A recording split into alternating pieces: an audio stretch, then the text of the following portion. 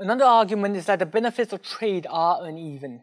The problem is that many of the world's less developed countries are heavily dependent on exporting primary products. The Nigerian economy, for instance, is dependent on the oil sector, which accounts for 95% of export earnings and about 40% of government revenues, according to the International Monetary Fund.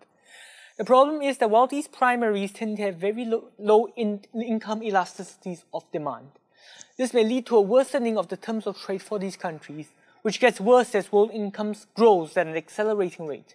Here's why. Consider the formula for the terms of trade. Let's take the case of Nigeria for this instance.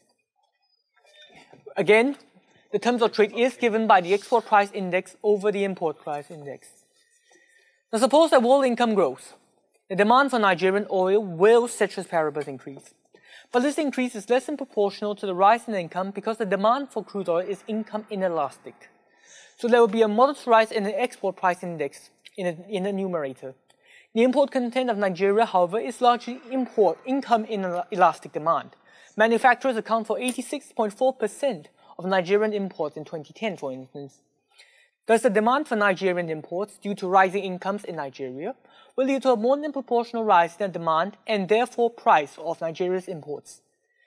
First, the demand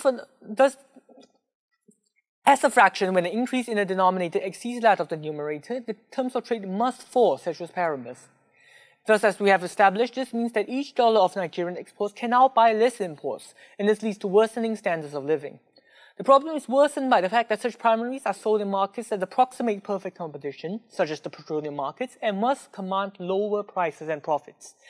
The prices for such primaries tend to be very volatile also. Thus, some protection of secondary and tertiary industries for these particular countries can be a first step in moving them away from primary exports towards tertiarization and industrialization. However, an equally valid concern is that protectionism may actually lead to more inequity. The removal of all the rich countries' barriers to the merchandise exports to developing countries and from developing countries, including agriculture, textiles, and other manufactured goods, would add 0.6% to the GDP of these low and middle income countries, according to the World Bank.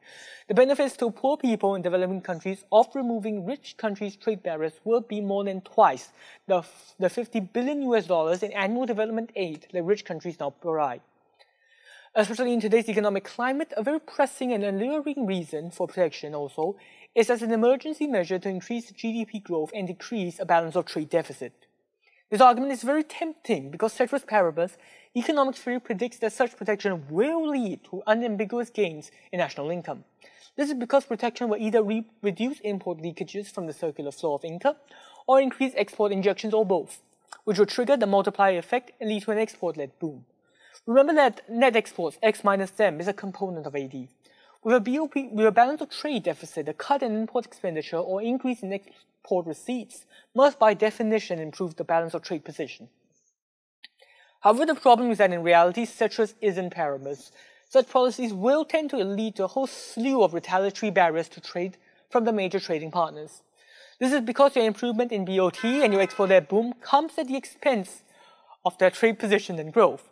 Because of the dismal state of the funding of our space exploration programs, the Earth doesn't trade with other planets as of yet.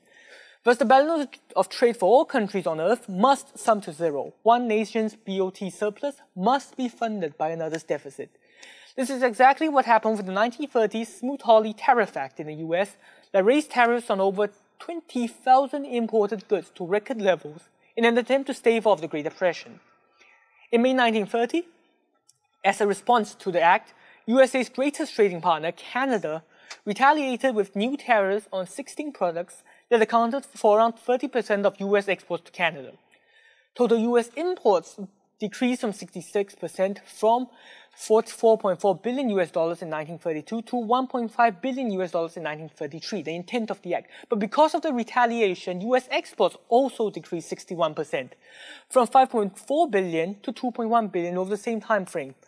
Exports minus imports thus declined actually from $1 billion to $600 million, while the gross domestic product was $58.9 billion, resulting in a trivial effect of the Smoot-Hawley Act on about 2/3 or 1% on GDP. The retaliation from such protectionist policies will tend to cancel out any short-term gains in either the GDP or the balance of trade. Protectionism is a fallacy of aggregation. On the other hand, free trade is proven to increase incomes. An increase in the share of trade in GDP of 1% is proven to raise income levels to between 0.9 and 3%.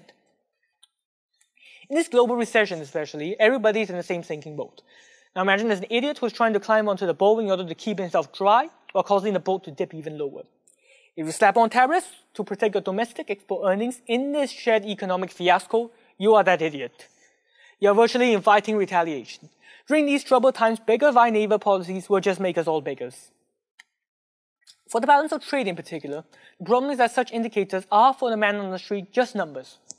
A balance of trade deficit doesn't really mean a worse standard of living necessarily.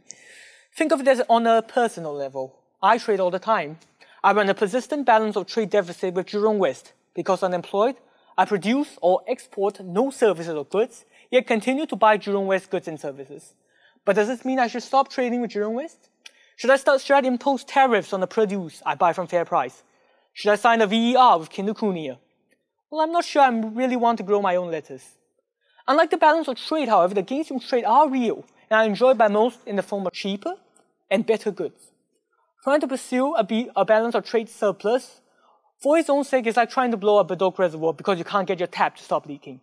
It's overkill and may even lead to a depression of the current standards of living. Human rights are often invoked to justify protections, such as the New York State ordinances that require police departments and fire departments in the state to buy uniforms from sweat-free, unionized U.S. garment makers. Now, we're not denying that sweatshops are deplorable. In 2003, Honduran garment factory workers were paid 24 cents for each $50 sweatshirt and 15 cents for each long-sleeve t-shirt. Less than 1/2 or 1% of the retail price. Even when comparing international cost of living, the 15 cents that the Honduran worker makes for the t-shirt was equal in purchasing power to around 50 cents in the USA. But these arguments outright reject the theory of comparative advantage and may actually hurt these LDCs while benefiting DC workers. These LDCs should be allowed to exploit the comparative advantage from these cheap labor in order to make more export earnings. The sad fact of the matter is that people in the world live in grinding poverty. Basic economic theory that tells us that if an LDC worker voluntarily works for a sweatshop, it must mean that his other choices were even worse. In the absence of work opportunities provided by sweatshops, which for instance in Mexico accounts for 17% of formal employment, can quickly lead to malnourishment or starvation.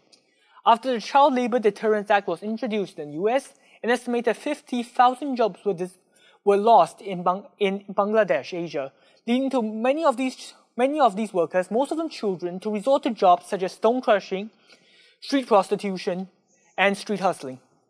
Negative externalities are a legitimate argument for restricting trade, however.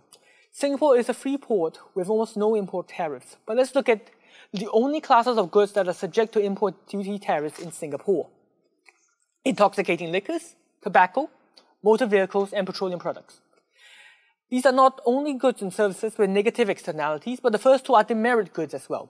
The reason you must have an almost full tank when driving out of Singapore to Malaysia is not to protect SPC from big bad patroners, but rather to impose a Pigovian tax to internalize the negative externality of consuming petrol. While this is an economically valid argument for protection, you must be careful. You can only protect the industry if that industry exists domestically. What do I mean? Singapore doesn't have domestic tobacco makers, so the tariff on tobacco products doesn't technically count as protectionism.